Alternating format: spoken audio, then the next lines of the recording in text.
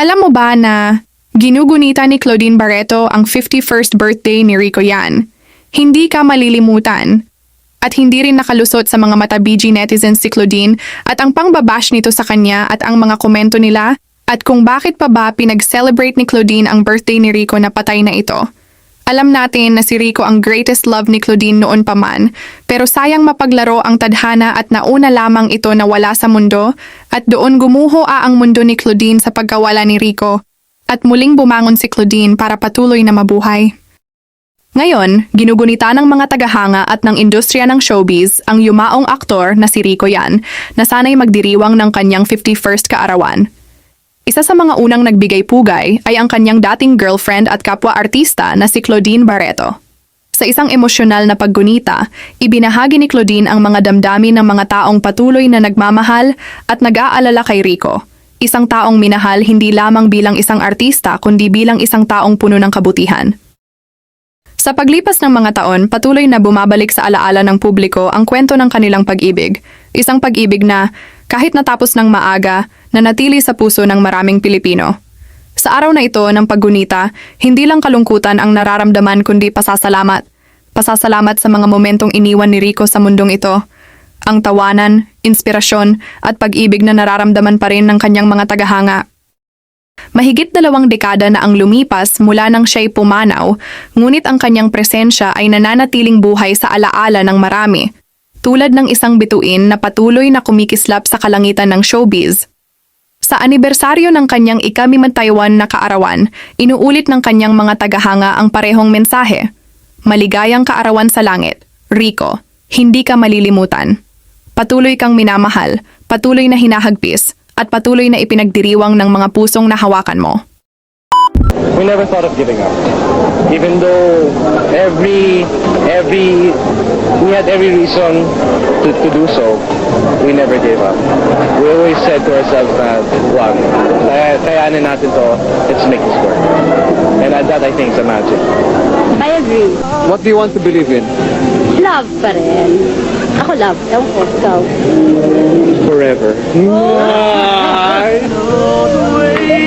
Kahit na wala na ako dito sa mundong to, masasabi ko na naging inspiration sa buhay nila. So my name and my likeness will still be here. Of course, my one and only Claudine.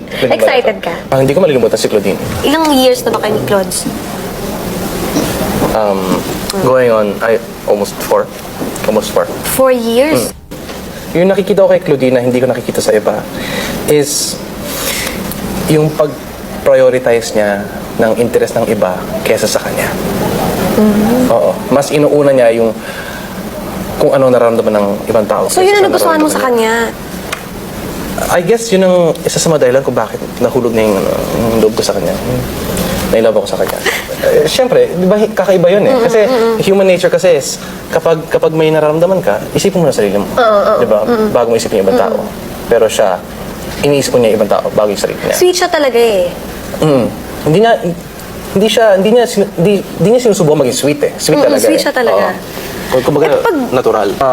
Araw-araw akong inalagaan. Talaga? Paano? Lahat. Kung pawis ako, pupunasan sa likod ko. Kung pawis Oo nga daw eh. tissue ako. Ang cotton buds. Tuwing MTV, titext ako niyan kung kumain na ako. Kung hindi pa ako kumakain, titext ako na kumain na ako. Pero totoo ba yun? Na yung, Toilet paper, shampoo, ano ba meron sa conditioner, tenga mo, sabon, Rico? Luga. Hindi, biro lang. Biro lang. Ganun siya, kasi alam niyang hindi ako yung tipong meticuloso sa pagdating sa bahay. Kung ano meron, yun ang gagamitin ko. Kung walang toilet paper, bahala si Batman. Ganon. Kung walang shampoo, sabon na lang ipapang shampoo ko sa ulo ko. Ganon. So, I think alam niya yon. So, she makes it a point na tuwing pupunta niya sa bahay ko, mag-checklist yan. May shampoo ba to? May sabon ba to? May toothpaste ba to? Ay, ang cute. May toilet paper ba to? May cotton buds? May cotton balls? May pagkain ba sa ref? May canned goods ba sa pantry? Yung ganon. Gaano mo siya kamahal? Parang hip sagutin mo. Bakit? Gaano? Sobra? Kaya mahirap sagutin? Dahil sobra? Wala bang wedding plans? Wedding plans.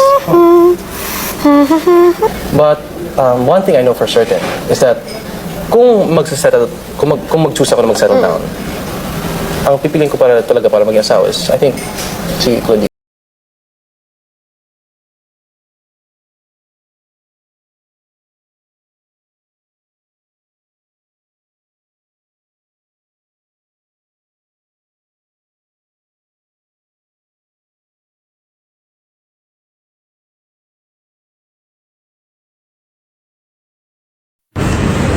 Hello everybody, it's March 14 and it's the 51st birthday of Rico Yan. So, thank you so much to Ilios for bringing all these food dito sa Antipolo para lang makakain namin lahat dito sa set ng Totoy Botong. We love you, Ilios!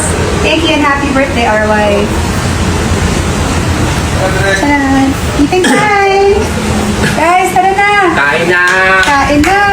It's March 14 and it's the 51st birthday of Rico Yan. So, thank you so much to Ilios for bringing all these food dito sa Antipolo para lang makakain namin lahat dito sa set ng Totoy Botong. We love you, Ilios! Thank you and happy birthday, our wife!